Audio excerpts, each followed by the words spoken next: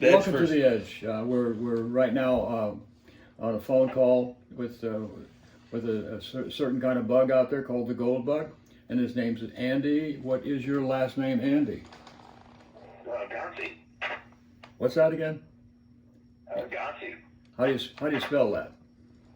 Gonci. Hungarian, but Hungarian originally, but changed to Italian so that my grandfather could get a job in New York City. Oh, there you go. So you guys, you like myself, are the kid of an immigrant, right? Yes, sir. Absolutely. There you go. So we know what it's like to fight our way up through the battles of economics. Some better than others, and some of us are really good at it. And one of the things you are noted for is your ability to deal with gold and investments generally. You have your own show. Henry Raines is your moderator, and what's that called? The Talking Market Show. Talking Market Show. So we've got my cameraman here, Alex Solis, is big on trading and marketing and all that sort of thing. He really believes in it wholeheartedly. Fortunately, the Fed has protected the market with the low interest rates and all the borrowing that they want to do. But nonetheless, I'd like to talk about the safety of gold versus something like Bitcoin, and how would you rate the two? Well, that's a good question, and I want to first say thank you for having me on the show, guys. Okay. But Bitcoin has the potential to become a safe haven asset such as gold. However, it has not proven itself. Gold has thousands of years of being a proven safe haven asset, a means of trade and currency, where Bitcoin is still, relatively new, but it does have the potential to get that. I'm not sure it's there yet. So I would definitely rate gold as a more safe investment than Bitcoin. However, you got to have some speculative stuff too. You know that, Augie. Well, I know that, but this is not about Augie or for Augie, but it's about the audience that you have, plus the audience that we're trying to achieve somewhere near your level, which we're very impressed with your level of followers. Followers, when you talk, Annie, the followers and those who listen to followers listen. And E.F. Hutton talked, and nobody listened. They went out of business. But not everybody stays in business, and you're staying in business over your issues of gold and all the rest of that. If you want to trust something, you're saying trust gold. How much should you do in terms of that trust? What kind of relationship of investment would you tell people to actually own? Well, I think you have to have a good 5-10% investment in gold. I think that's a safe place to start. And that way you have a little bit of hedging, and if the market goes down, or as you're seeing right now, we have a lot of quantitative easing going on, where the government's stepping in and buying back the loans or bonds, which is essentially printing money. Monetary theory is the percentage of ownership. Create money when you. Go ahead. I'm sorry. I'm just trying to clarify. You want generally you should have 5 or 10% of your total investment in gold. I would say that would be a safe start. Yeah, 5 to 10% of your of your overall assets in gold. And of course, you want to be diversified a little bit. Okay. Real estate. I mean, the best investment you're ever going to make is your home. Getting your house paid off. I just sold my house, Andy. That's probably the best investment you can make. Yeah. Andy, I just sold my house out here on the Key. I just sold a condo. I was kind of shocked it sold. So.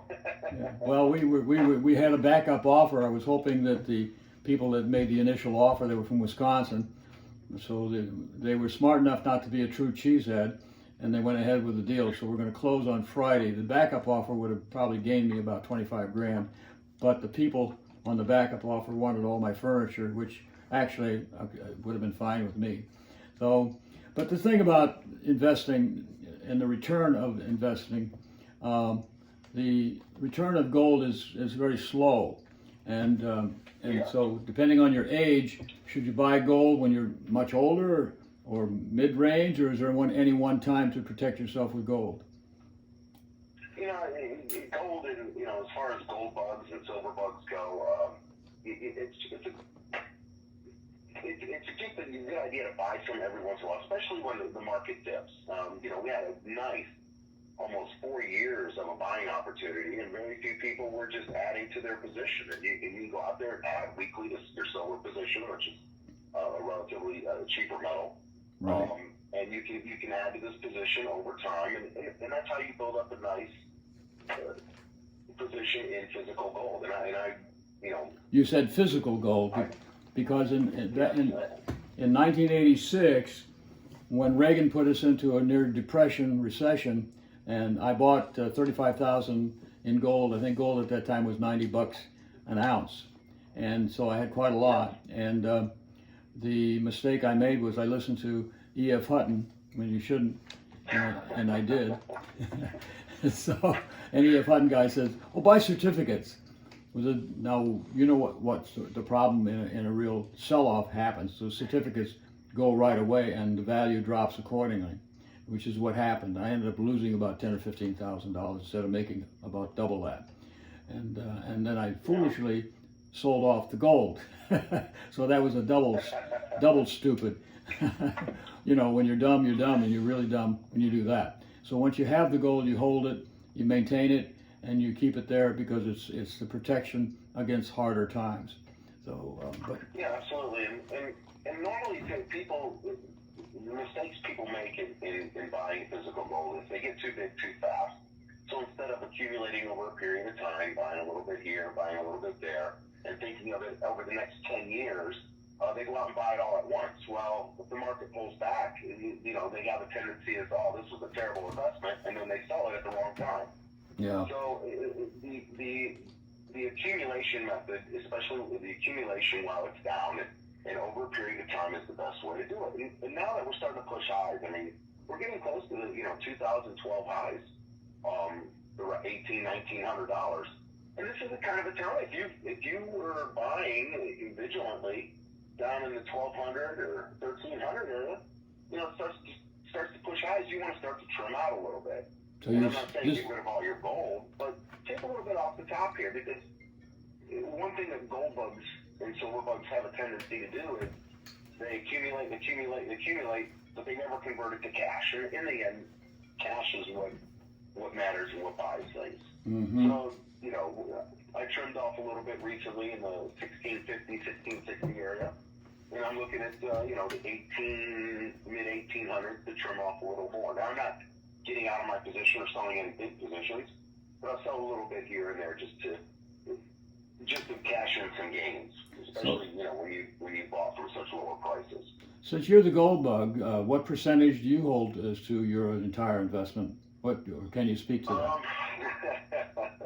Yeah, I'm a little bit. I'll say this: I'm more than 10%, probably less than 50. So I'm somewhere in there. Oh, really? But I've been also realize that I've been, you know, collecting for years, and so I just don't, you know, just buy bullion, and that I've collected, you know, I collect coins and stuff like that as well, and so I have a safety deposit box and. No, there's a point. I keep them in there, and that's really where you should keep your gold, is in a safety deposit box, not in your home. So you also buy what they call numismatic investment, right? That's correct. Yes, absolutely. Now, a lot of people don't realize the gold you buy can also be numismatic, high quality coins of antique nature. Tell us about that, would you? Absolutely. Yeah, that's a great thing, because if you had the pre-31 gold, which was the St. Gaudens, and then before that they had the Liberty. There was only so much of that made, and when they confiscated the gold in after the Great Depression in 1931, or after they wanted to print paper currency and give gold certificates out, they melted a lot of that gold down. Now a lot of people were leery of it, so they held their St. Gaudens or their Liberties and that. Now St. Gaudens. Still a lot of that out there. St. Gaudens was a sculptor, and he designed. What is the design that he created that he's noted for? That's the flowing Liberty, or the St. Gaudens flowing Liberty, and it's probably the most beautiful coin out there. It's a female figure. And in the Walker, yes, female in the Walker, which is the silver coin. Right. St. Gaudens was also a sculptor. A lot of people don't know this. Yes. Many of the big sculptures, the most beautiful sculptures in Chicago and in New York are St. Gaudens sculptures, and he had a huge studio. So he designed coins and he designed sculptures and all of the rest. So the tie-in in terms of art and coinage is really quite a strong one. They try to make them as beautiful as possible for the general appeal that they have, just for looks, so people keep them for that reason alone. Yeah, the issue of the beauty of the coins, you know, the interesting thing about that, it really goes back to the Greeks and the Egyptians, and the idea that coinage not only was something to trade, but to respect in terms of the culture of the people that created the coin. It represented the quality of what they regarded as a trading item in gold, and something that they would sell, that they would trade a beautiful thing for another beautiful thing, the trade itself. So that's kind of the nature of what trading is in terms of gold. And then with gold becoming more or less an item of power, we see the Russians have purchased tons of gold, and I think the Chinese have done somewhat of the same thing. Is that your understanding, Andy? Yes, yeah, and I mean, the Chinese have been big buyers.